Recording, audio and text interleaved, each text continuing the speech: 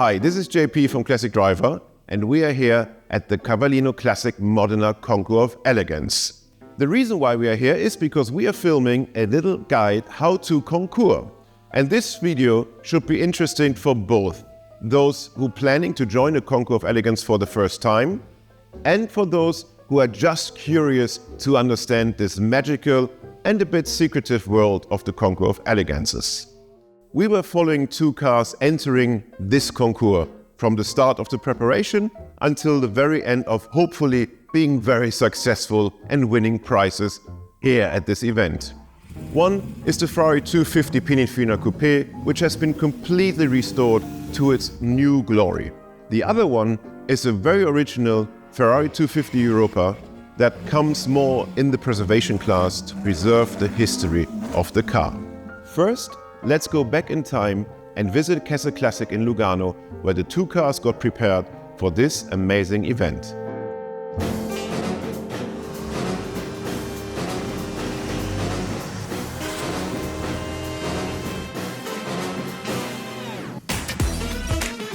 Ronnie, we are here at Kessel Classic in Lugano.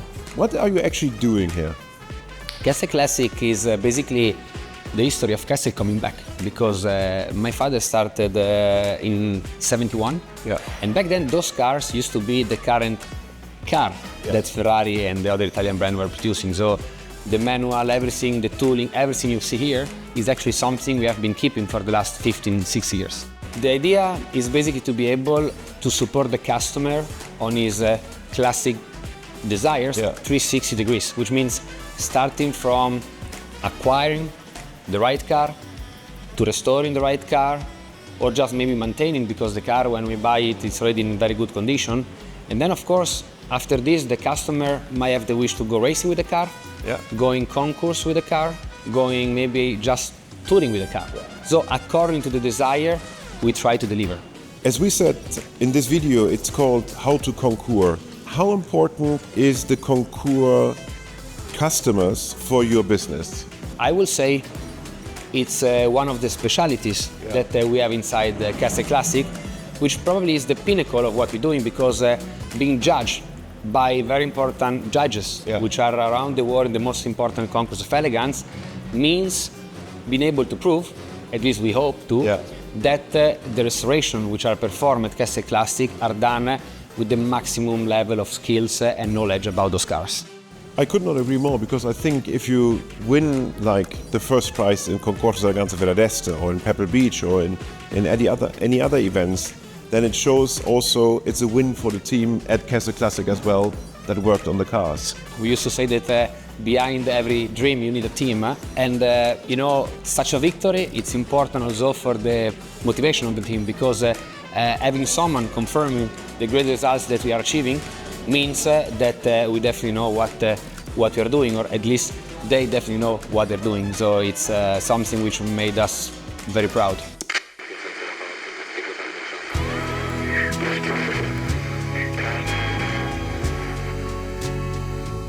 Once you sit down at Kessel Classic and they provide you with so much information, that's like a childhood dream heaven, because you jump into the history of cars. And as mentioned, we would like to show you how to concours on two different cars with two different approaches. One is the 250 Europa with a very special body, very rare in the 250 Europa family. This car is so rich in history that you want to preserve it. So it means you kept the originality and try to win a concours via the card of elegance plus originality and provenance. Only minimal work has been done. Original paint has been kept, the engine is original. The leather reworked on some parts, but originally kept as much as possible. And this kind of preserved cars are absolutely in fashion at the moment. Why? Because you can't recreate history, and the life of a car is its history. That means it had an accident, a scratch, you keep the scratch maybe. It has been changed, or someone has ruined the leather seat, but it was part of the history, or you have like a burned sign of a cigarette that burned something into the leather, then you keep it. Because every car tells a story. The other stream in origin is that you want to have the perfect car. And we show you also this direction with a Ferrari 250 Pininfarina Coupé. This car has been changed in its life so much that most of its originality has been gone. And so the car was put back into the exact state as it was when it was delivered. This restoration approach is also very valuable and very interesting, because what you do is you preserve maybe not the originality because it has been gone long time before of a bad restoration. However, you will bring the car back to its glory when it was delivered new.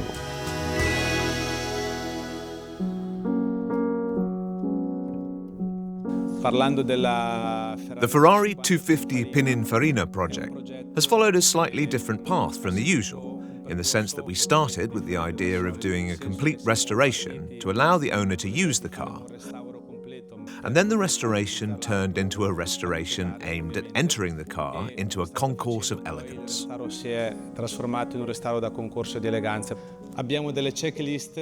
checklists that allow us to bring the car to the concourse standards, and these checklists, obviously in the hands of the technicians, allow us to go and check all the details that are evaluated in the competitions. There are very fine details. For example, the cut of the screws, the size of the screws, the color of the pipes, the stickers on the batteries, on the car's ignition systems, which are details that in everyday use have no influence on the reliability of the car, but in a concourse can lead the car to be or not to be a winner. The story of this car is very interesting because it was commissioned by one of our customers. After a long search, we found the car in Paris, and then we sent our technicians to inspect it to be able to guarantee its originality. After this step, we confirmed to the customer the feasibility of a future restoration, and we decided to buy the car. Before facing a restoration, we obviously go into a little more technical detail of the car's conditions. And we also tried to collect documentation of the time to be able to guarantee a correct restoration close to what the car was when it was produced.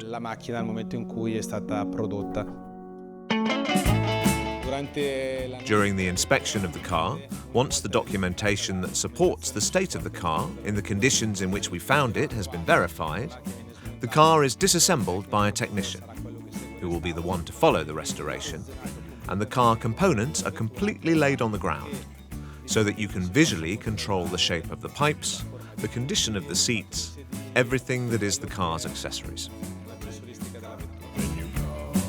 Once the car is disassembled, the parts are obviously separated by area of competence.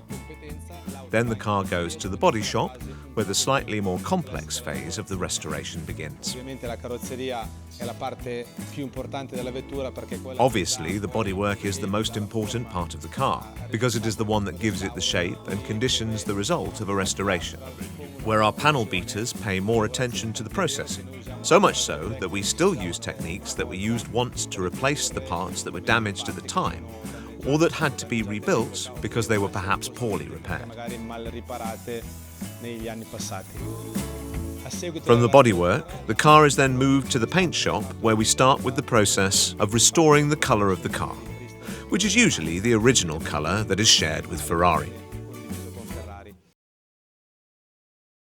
Since 1998, Classic Driver is the place online to find iconic classics like an Aston Martin DB5 or modern sports cars like the latest Porsche GT3 RS.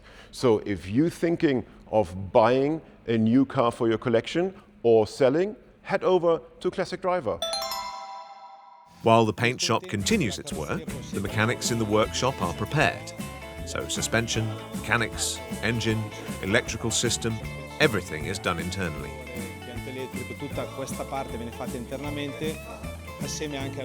Together with the work of the interiors, of the leathers, for which we have a dedicated department within the premises.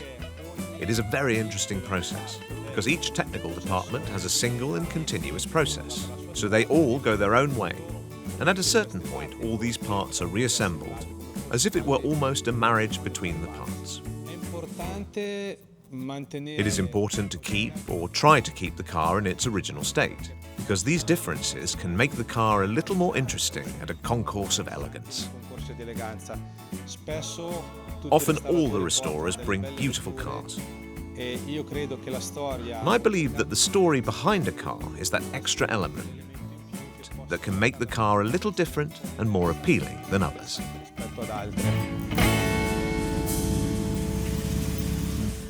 How does a judging process works? It's actually quite simple. You have a group of people, they are very specialized in their own field. That means you have generalistic people who are very good in design, very good in automotive history, very good in specific models, or they know specific brands very, very well. And all together, this is common knowledge in one group. So this group of people will come to your car and ask you very, very important questions. And now the moment of truth has arrived, because our two cars that we are following so dearly are getting now scrutinized and judged by a group of high qualified judges. As judges, the most important thing that we look for, a car could be 1 year old, it could be 10 years old, or it could be 50 years old. But the one thing in common is that car better be in the condition as if it left the factory in perfect condition, and that's what we're looking for as judges. The way we judge at Cavallino at these events, people think that you're judging against all the cars that are there, but you're really judging that one car to get points. So we're not judging against any other car there. Each car is judged on its own merit. Basically, as Glenn said, we look for the car to be as it came from the factory, as it was born. Correct hoses, correct clamps, correct wheels, finishes, things of that nature. And every car starts out with 100 points, and there are deductions taken for things that are incorrect. Obviously, if they have an incorrect muffler system, exhaust system, incorrect interior, whatever. But everyone starts out with 100 points. I would also say if you're going to have a car judged, certainly for the first time, it could be very nerve-wracking. It can be very upsetting. You get a lot of anxiety and a lot of pressure. And the best thing that I would do is I would find out what kind of judging the event has, because there's many different kinds of judging out there. Read up on the event so you'll be prepared when the judges come and they ask questions about the car, and you'll be able to answer all of them. Cars that are modified, if they came, for instance, without air conditioning and they were being judged and it had a compressor in and we would deduct for that because that car did not come with that from the factory. But people know this beforehand, and they do the research or should do the research, and then they're instructed to get things like the build sheet so they can show to the judges. For instance, a person may have a carbon fiber intake that needs to be documented somehow, and we can refer to the build sheet and it's verified. But generally things that are modified, it's not that we frown upon it, it's just that it's not correct with that car as it was born, so we would deduct for that.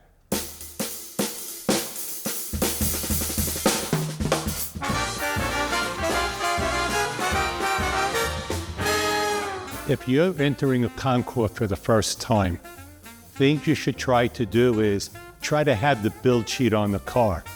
And everything that the car came with, you better make sure that the car has when you present it. The other thing that I would also do is, if possible, I would ask around and see if you can speak to a judge. This way you can get information from the judge in terms of what judges are looking for.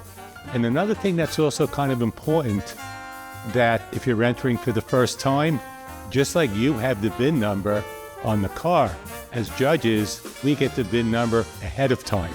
And we do our research, and if we do it correctly, we'll know if the car was maybe in an accident. We'll know everything about the car, and we might know just as much, if not more, than the owner's going to know about the car, but they would never know that we're able to do this type of research.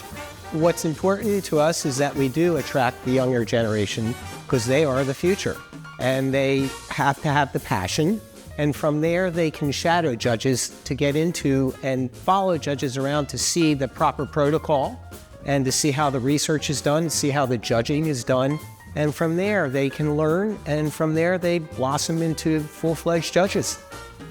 Also, young entrants are welcome because it's a community of like-minded people who are interested in the cars, obviously, but also meeting different people, making different connections. I met Glenn through Ferrari and judging. So for me, it's a lifetime and lifelong event where I can meet people and connect with people, and that's what it's about. It's one thing to certainly be passionate about the cars, but not to use them. People talk about investment grade and so forth. You have to have the passion in addition to that also. The passion is what's most important.